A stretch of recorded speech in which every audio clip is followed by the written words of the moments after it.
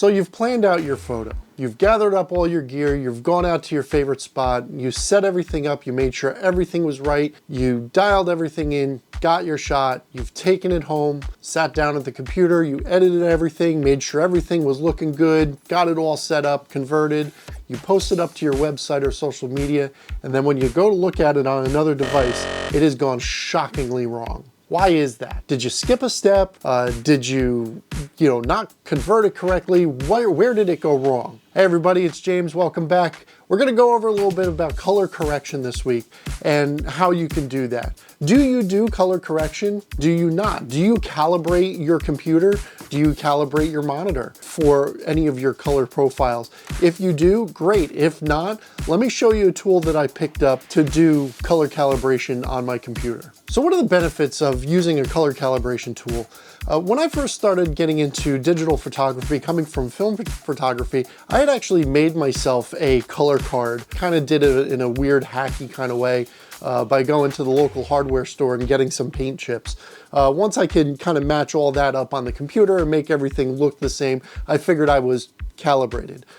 Since then, I've picked up a tool to do the calibration for me, and we're going to go over some of the benefits and features of this. But what are the benefits of color calibration? The first is going to be the most important, obviously, is accurate colors. By using a color correction tool, you can ensure the colors that you are representing on your screen and have been represented in your image are going to be pretty much the same, no matter what you do with the image. You're going to have slightly different colors depending on the device that you're on, and which is not uncommon, but generally they're going to be pretty close to where you want them to be. So making sure that your colors are correct is vital in making sure that you're conveying the feeling and conveying the story of your image correctly. Because if the colors are just off, the viewer is going to get lost in that rather than the story that you're trying to tell. The second benefit to that is actually going to be consistency.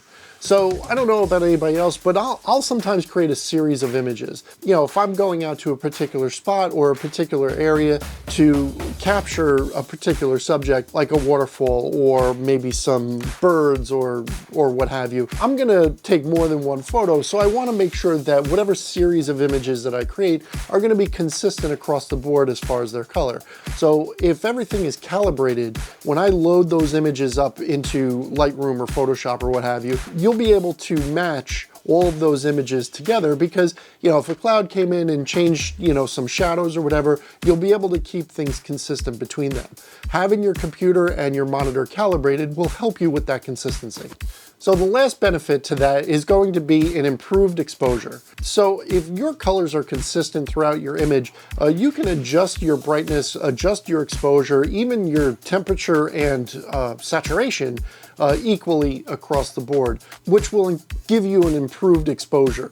It's going to create a proper color balance, so that way when you do make those changes, or you do make changes to the overall brightness and exposure of your image, that too, going back to consistency, that too will be consistent across all of your images. Once you have everything calibrated, you're going to be able to gauge that exposure better than you would be if it was uncalibrated. So what I use for color calibration is going to be the Datacolor Spider X Pro. There'll be a link in the comments or in the description with an affiliate link on Amazon for one of these devices. Also, while you're down there, if you can give me a like and subscribe on the channel, that would also be great. So for right now, let's take a look at the Spider X Pro and see how it works. So come on, let's check this out. So once you have your device hooked up to your computer and the application open, there's a few prompts that it takes you through to make sure that the monitor is set up. You select the monitor in the application that you want to calibrate, and in this case is a BenQ. Once you select that, it's actually going to move the application to that screen.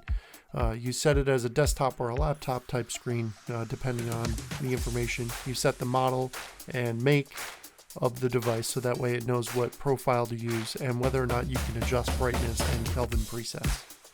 From there you determine what type of backlight the monitor has. In this case it's a wide LED, but there are a few other options that you can choose from. Now from here we're going to do a full calibration and click next. So at this point it actually wants to take the room reading, so you put the device on your desktop and allow it to make that room reading. we're reading very high right now because I have all the lights on, but this is just an example. From there, you'll get a little spot on the screen that you put your calibrator into. You hang it from the top of the screen and then click next once it's in place. So now that it's calibrating, I'm actually going to spare you those screens because there's going to be a lot of flashing lights and I don't want to assault your eyes with that. It's going to go through a lot of different settings with not only color calibration, but it's going to calibrate based on brightness and saturation and contrast. At the end of that, it'll actually give you a report and show you what the previous calibration was to what you're calibrated at now. So that way you can see the difference of before and after.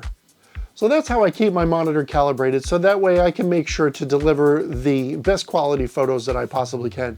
Don't forget to check the link in the description for this device, so that way you can try it out for yourselves.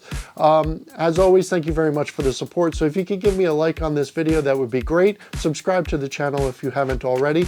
And as always, make sure you get out there, take some great photos, and I'll see you again next week. Take care.